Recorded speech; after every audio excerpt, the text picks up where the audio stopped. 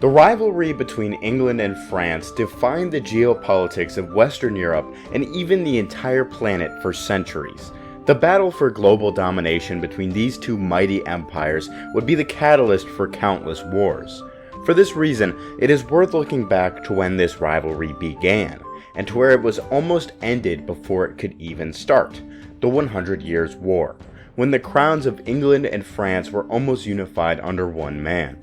Today we ask, what if Edward III of England was successful in his conquest of France, pressing his claim to the crown of France and unifying the two kingdoms?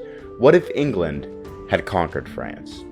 Do you have a suggestion for a future video? Do you want a place to discuss history and other topics with me and other fans of the history genre? Then join the That Annoying American Discord server. Link in the pinned comment as well as the description. First, some context.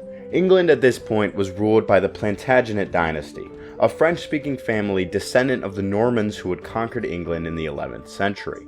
The Plantagenets had long controlled lands within France as well as their English holdings, swearing fealty to the King of France. Medieval politics. However, in 1337, King Philip VI of France confiscated all English lands within the country. In response, Edward III claimed himself to be the rightful king of all of France and invaded, beginning the 100 Years' War.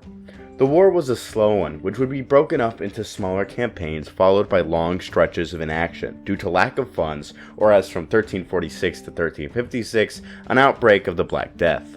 However, by 1360, the English had captured the new King of France, King John II, had burned down half of the country, and were attacking Paris. However, with the city's defenses impenetrable, and with the French army refusing to meet the English in open battle, despite Edward's attempts to lure them out, Edward had to leave the city untaken. His army would then be devastated by a hailstorm on a day known as Black Monday.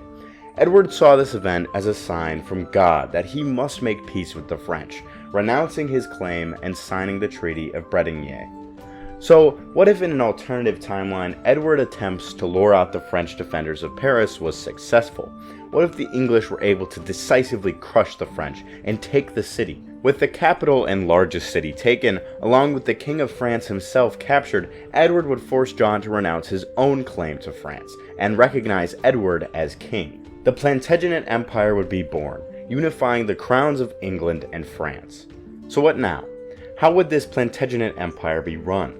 To understand this, we must understand the man who would come to be king after Edward's death, Richard II.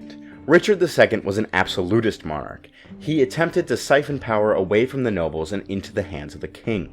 This would see him exile his cousin Henry, who was attempting to oppose his rule. Henry would later return to England and with the support of the nobles would overthrow Richard. However, Richard's overly absolutist attitude was most likely a response to the peasant revolts of 1381.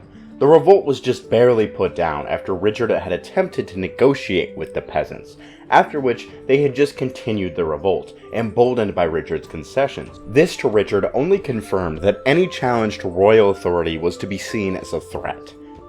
In this alternative timeline, Richard, with the resources of France and England, would be much more able to put down the rebellion, without ever attempting negotiations. While still most likely a slightly more absolutist king than kings of the past, I doubt Richard would be as paranoid in this timeline, and could remain king of England and France, birthing an heir and continuing his line of succession. From Richard, the Plantagenet dynasty would continue, likely more absolutist than the descendants of Henry ever were, and with the power of both kingdoms under their belt, I see it likely that the later kings of the Plantagenet Empire would disband the English Parliament. In fact, I see it likely that the kings would never give up their French identity as they did in our timeline under Henry IV, likely seeing King of France as their primary title, with England acting as the less important kingdom in the Union. Now we can zoom out beyond the empire and begin to look at how the kingdoms would operate in the context of the rest of the world. Medieval politics are a mess, and changing something as large as who would rule England and France would have such massive butterfly effects that all of Europe would be changed forever. To keep this scenario grounded, I'm going to assume that events outside of the empire happen similarly to how they did in our timeline for one reason or another. The crowns of Castile and Aragon are still unified into the Kingdom of Spain, which would soon present itself as the Plantagenet Empire's first real rival. The Spanish would begin their colonization of the Americas alongside the Portuguese in the late 15th and 16th century, massively increasing their wealth and power. Alongside this, the Habsburgs would still rise to rule Austria and dominate the Holy Roman Empire, and then the Spanish Empire. The Habsburgs would become the most powerful house in Europe, eclipsing even the Plantagenets. In response, I could see the Plantagenets beginning to colonize the Americas in the 1500s to attempt to counter the Habsburgs, likely establishing colonies in North and South America. Speaking of the 1500s, the Reformation would begin in 1517. Without Henry VIII ever coming to power and making the personal decision to split from the Catholic Church for the sole reason of so he could divorce his wife, I don't see the Plantagenet monarchy ever splitting from Catholicism. With the Plantagenet Empire being one of the most powerful states ever seen in Europe, I see it very likely the subjugation of both Ireland and Scotland would occur, even earlier than in our timeline. Not only this, the Empire's colonies in the Americas would grow, with English, French, and bilingual settlements springing up across the continents. It's here that the tensions would rise between the Habsburgs and the Plantagenet empires. They both would be massively powerful realms, with empires across the globe. They would begin to compete for lands in the Americas, and would likely have disputes in Germany. I see it very likely that a great war would break out in the late 1500s between these two powers. Imagine a war on the scale of the 7 Years' War, with the technology a little behind that of the 30 Years' War in our timeline. Massive battles fought in Europe with muskets, colonial skirmishes with populations much smaller than that of the 13 colonies in our timeline.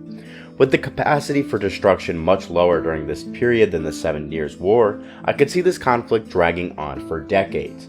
Perhaps the Plantagenets would defeat the Spanish Armada, slowly invade Germany and Iberia until the Habsburgs would have to recognize an expanded Plantagenet Empire in Europe. Perhaps the Spanish would destroy the Plantagenet navy and invade England, splitting up the empire and seizing its American colonies. Perhaps the outcome would be one of status quo. With the outcome of such a war so unpredictable, I'm going to move on and discuss further consequences of Anglo-French unity. As the medieval period would turn into the early modern period, the Plantagenet Empire would be in a prime position to industrialize, seeing as the Industrial Revolution began in England in our own timeline. An industrialized Plantagenet Empire would be the most dominant force ever seen. Imagine the British Empire, already the largest empire in world history in our timeline, without the French as a counterweight, and in fact with all the power of France. I could see all of Africa, Asia, the Americas, coming to be dominated by the Plantagenet Empire. Europe itself may just find itself under its thumb. I could see the Plantagenets coming to truly dominate the entire world.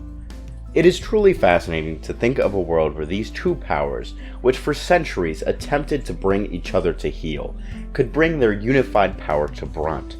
Truly, if these two kingdoms had unified, the world would be unrecognizable today.